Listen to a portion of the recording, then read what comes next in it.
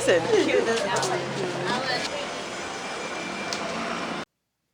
Of course, the best part about going to a film festival are the films, but what comes a close second to me is being able to work from these media lounges.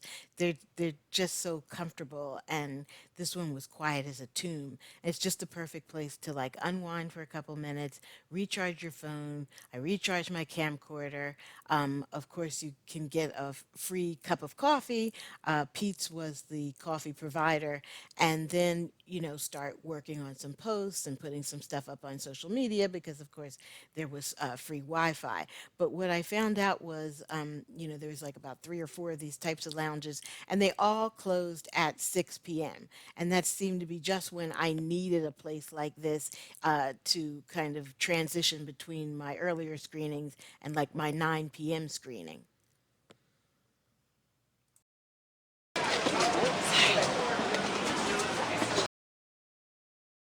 Please welcome back Josephine Decker.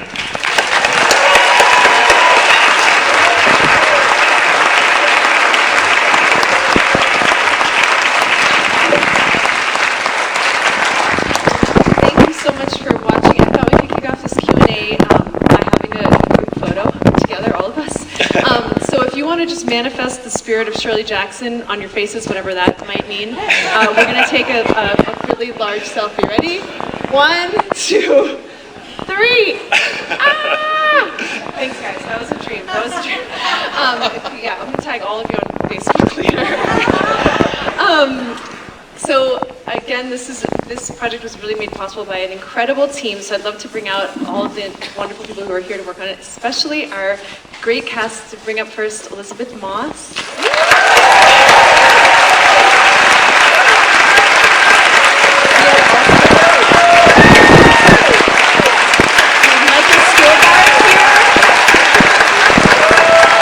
Our composer. Thanks.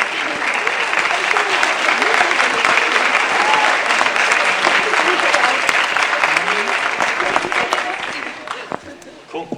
Awesome. Join us. Yeah. So before I open up the audience for questions, I'd love to hear first about screenplay. So it's Sarah. I'd love to hear about kind of discovering the novel and what were the kind of pieces within the novel that kind of gave you the real kind of clear rubric for the script that we saw. Yes, I mean, well, the idea of meeting Shirley through others' eyes was the basis of the novel, having somebody live in that place with her. In ways that it replicates us as readers of Shirley Jackson's work and as audience members. I found that just a wonderful way to start a script and start the idea of the film. Cool.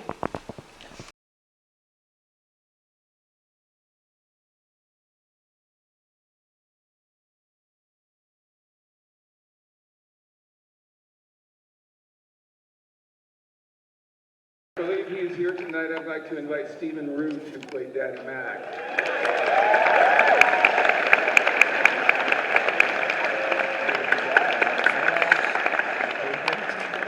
And then finally, I'd like to invite Stephen McGeesey to play Wally.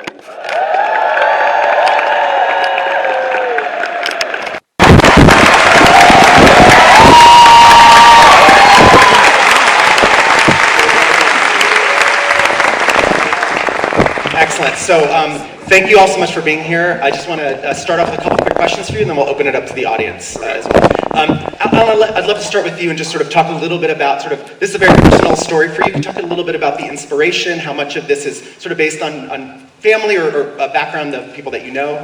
Well, certainly the environment and the tone is very much similar. I grew up in Marietta, Georgia, and so that's very similar. I wouldn't say that any of the family members were actually based on actual family members of my own, but there are bits and pieces in there. For me, the generation in the movie came from two things. One is I was involved in a horrible car accident when I was 13 years old and my sister was killed. And it is just this traumatic thing that you just live with and you spend your whole life trying to deal with. And you end up compartmentalizing it and trying to deal with it through different ways. And then the other part was when I came out of the closet to my mom, 20 years later, after that car accident. She told me about a family member of mine who was already dead, who she thought was that way too. And then she also told me about his close friendship with a boy from his hometown. They were both from Asheville, North Carolina. And they were both working in the CCC camps in the 1930s in North Georgia. And that his friend drowned. And that she said he was a real good friend of his.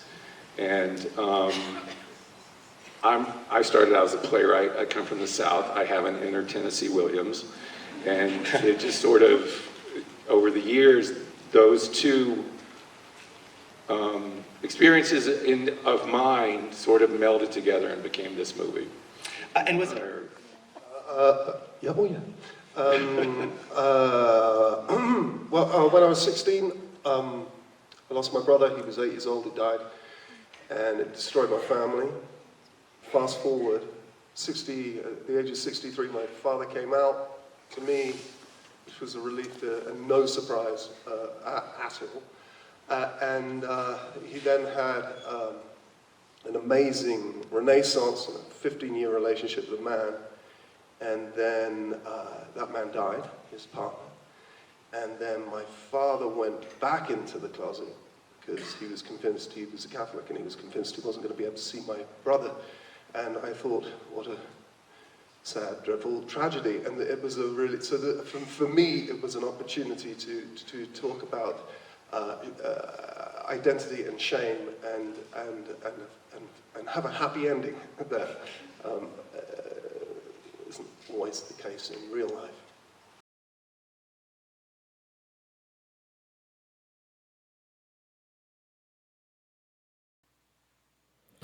So my housemates met me at the airport, and then they were driving us all to the condo. But before we got there, they said they wanted to make a Costco's run.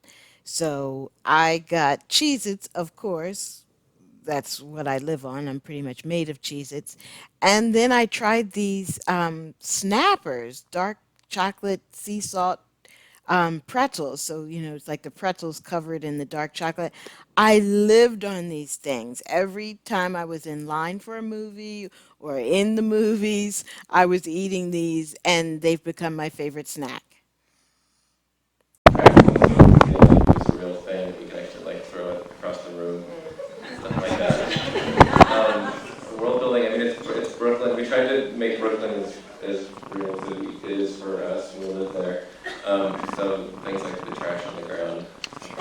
Yeah, right. But yeah, I guess, I don't know, it's just kind of like the little idea. I mean, the booster, we didn't even come up with that pilot until halfway through writing the script, and we were just like, that should be a thing that looks like a thing that's in the cabin, and and that conversation that I had with is like, it's a real conversation. We've been working on this wrote the whole script for a while, with hoops in it, and eventually I didn't know what it meant. I think it's like a British thing or Australian. Oh, it's nice.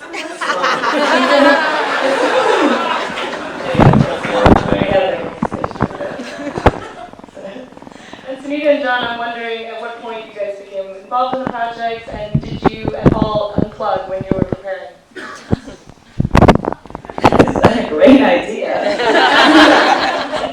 The thought of it makes me feel crazy. But I talk a little bit about when we got involved.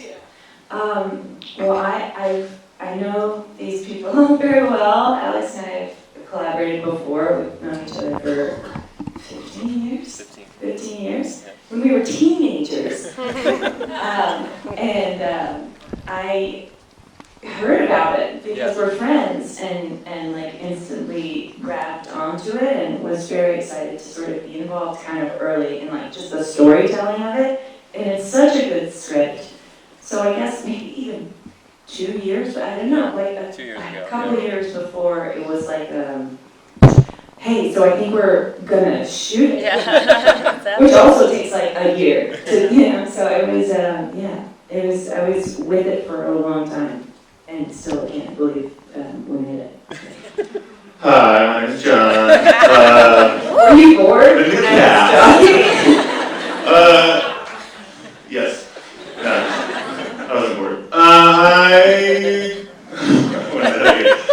We had a meeting, and I really liked Alex and Eleanor, and they seemed cool, and they had seen me in a show on called Search Party. It's got CBS, now moving to HBO Max. I'm contractually obligated to say that. I'm just joking. My own person.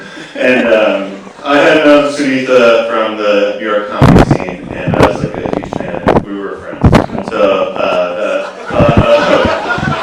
doing a movie with her was really exciting, and then we did we did one day of